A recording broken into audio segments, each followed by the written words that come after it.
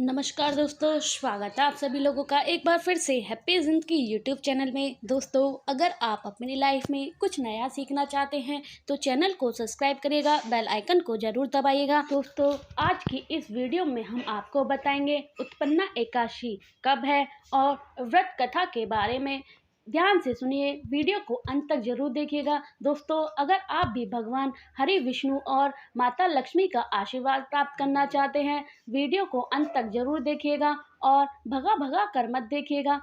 तो चलिए जानते हैं उत्पन्ना एकादशी का शुभ मुहूर्त क्या है। उत्पन्ना एकादशी क्यों मनाई जाती है। मान्यता है कि उत्पन्ना एकादशी के दिन भगवान विष्णु की पूजा करने और व्रत रखने से जातक के सभी पाप नष्ट हो जाते हैं और जातक को मोक्ष की प्राप्ति होती है। इस दिन किए गए दान पुण्य के कार्य से जातक को कई गुना ज्यादा शुभ प्रदान फल होता है और भगवान विष्णु के साथ माता लक्ष्मी जी की कृपा बनी रहती है। दोस्तों, आगे बढ़ने से पहले हम आपसे रिक्वेस्ट करते हैं, वीडियो को लाइक जरूर करिएगा, दोस्तों को शेयर जरूर करिएगा और कमेंट बॉक्स में जा करके जय भगवान विष्णु, जय माता लक्ष्मी जरूर लिखिएगा। मार्गशीर्ष यानी कि अगहन माह के कृष्ण पक्ष की एकादशी को उत्पन्ना एकादशी के नाम से जाना जाता है। सभी एकादशी की तरह उत्पन्ना एकादशी भी भगवान श्री हरि विष्णु को समर्पित है। ये एकादशी बहुत खास मानी जाती है। इस एकादशी के दिन व्रत करने से व्यक्ति के पिछले जन्म के पापों को नाश हो जाता है और उसे मुक्ति मिलती है।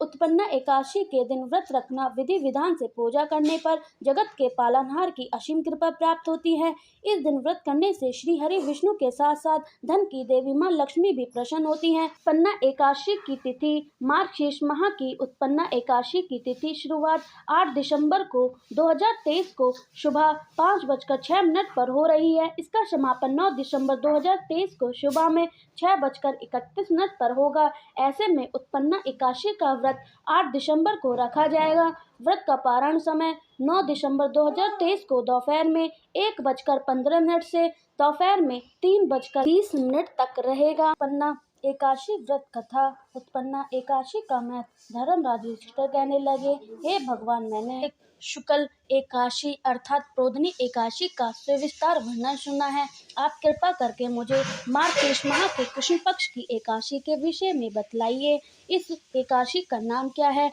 तथा इस व्रत का विधान क्या है। इसका व्रत करने से किस फल की प्राप्ति होती है। कृपा करके सब विधान कहिएगा। भगवान श्री कृष्ण बोले, मार्गशीर्ष माह के कृष्ण पक्ष में आने वाली एकादशी को उत्पन्ना एकादशी कहा जाता है। यह व्रत स्वर्ग द्वार तीर्थ में स्नान करके भगवान के दर्शन करने से फल प्राप्त होता है। उसके बारे में पुण्य मिलता है। व्रत करने वाले भक्त को चोर, पंखड़ी, पंत्र शिष्ट, निंदा, मिथ्या भाषा तथा किसी भी प्रकार के पापी से बात नहीं करनी चाहिए। इसका महत्व मैं तुम्हें कहता हूँ, ध्यान पूर्वक सुनना। उत्पन्ना एकादशी व्रत कथा। युधिष्ठिर कहने लगे, हे भगवान, आपने हजारों यज्ञ और लाखों गोदान को भी एकादशी व्रत के बराबर नहीं बताया है।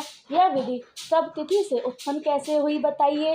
भगवान कहने लगे, हे युधिष्ठिर, सतयुग में मुर नाम का दैत्य उत्पन्न हुआ है। वह बड़ा बलवान और भयानक था। उसे प्रचंड दैत्य ने इंद्र आदि, वसु, वायु, अग्नि आदि सभी देवता को पराजित करके भगा दिया। तब इंद्र सहित सभी देवता ने भयभीत होकर भगवान शिव से सारा वृतन कहा तो बोले, हे कैलाशपति, मुरदित्य ने भयभीत होकर सब देवी देवताओं को मृत्युलोक में फेर कर कहा है। तब भगवान शिव ने कहा, हे देवताओं, तीनों लोकों के स्वामी, भक्तों के दुखों का नाश करने वाले भगवान विष्णु की शरण में जाओ, वे तुम्हारे दुखों को दूर कर सकते हैं। शिव जी के ऐसे वचन सुनकर सभी देवता श्री सागर में पहुंच गए। वहां पर भगवान को शयन करते देखा, हाथ जोड़कर उनसे स्तुति करने लगे, हे देवताओं द्वारा स्तुति करने का योग प्रभु, आपका बारंबारता नमस्कार है। देवताओं की रक्षा करने वाले मधुसूदन, आपको नमस्कार है। आप हमारी रक्षा करें। दैत्यों से भयभीत होकर सब आपकी शरण में आए हैं। अब इस संसार के कर्ता, माता पिता, उत्पत्ति और पालनकर्ता और संहार करने वाले हैं। सबको शांति प्रदान करने वाले हैं। आकाश और पाताल को भी आप ही सबके पितामह, ब्रह्म, सूर्योदय, चंद्र, अग्नि, सामग्री, ओम, हासु मंत्र, तंत्र, जाप, यम, यज्ञ करता, भक्ति और आप ही हैं। आप सर्वव्यापक हैं। आपके सिवा तीनों लोक में चर अचर कुछ भी नहीं। हे भगवान, दैत्य ने हमको जीतकर स्वर्ग से नष्ट कर दिया है।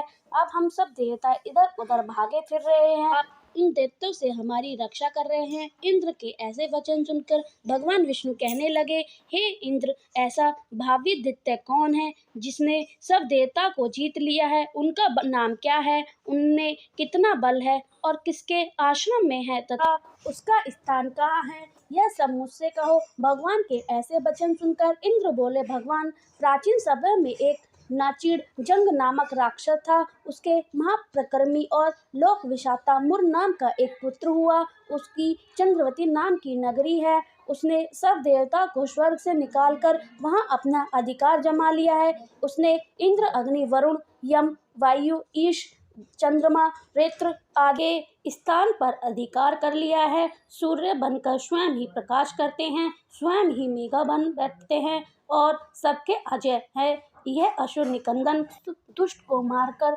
देवता को अजय बनाई है।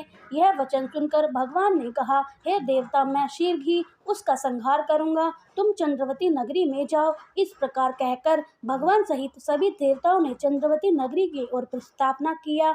उस समय जब दैत्य मुर सेना सहित युद्ध भूमिका में गरज रहे थे, तो उनकी भयानक गर्जना सुनकर सभी देवता भय के मारे चारों दिशा में भागने लगे।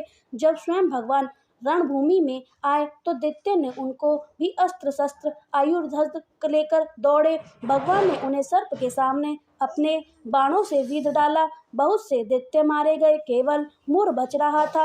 वह अपिल भाव से भगवान के साथ युद्ध करता रहा। भगवान जो जो तीक्ष्ण बाण चलाते वह उसके लिए पूर्ण सिद्ध होता। उसको शरीर छिन्न छिन्न हो गया, किंतु वह लगातार युद्ध करता रहा। दोनों के बीच मल्ल युद्ध भी हुआ। 10,000 वर्ष तक का उनका युद्ध चलता रहा, किंतु मुर नहीं हारा। थककर भगवान बद्री का आश्रम चले गए। वहाँ हेमंत वधु नाम सुंदर गुफा थी। उसमें विश्राम करने के लिए भगवान उसके अंदर प्रवेश कर गए। यह गुफा 12 योजन लंबी थी और उनका एक ही द्वार था।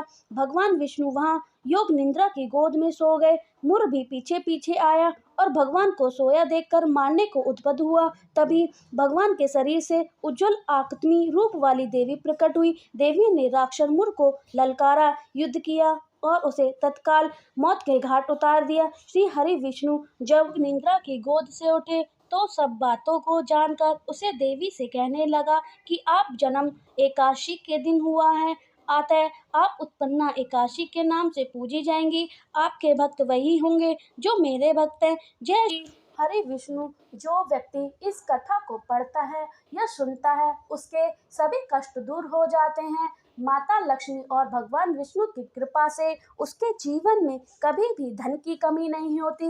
उस व्यक्ति को हर कार्य में सफलता प्राप्त होती है। जो व्यक्ति उत्पन्ना एकादशी व्रत रखता है तो उसके सभी कष्ट दूर होते हैं और जीवन में कभी भी दुखों का सामना नहीं करना पड़ता और कभी भी धन की कमी नहीं होती। घर में सुख शांति बनी रहती है।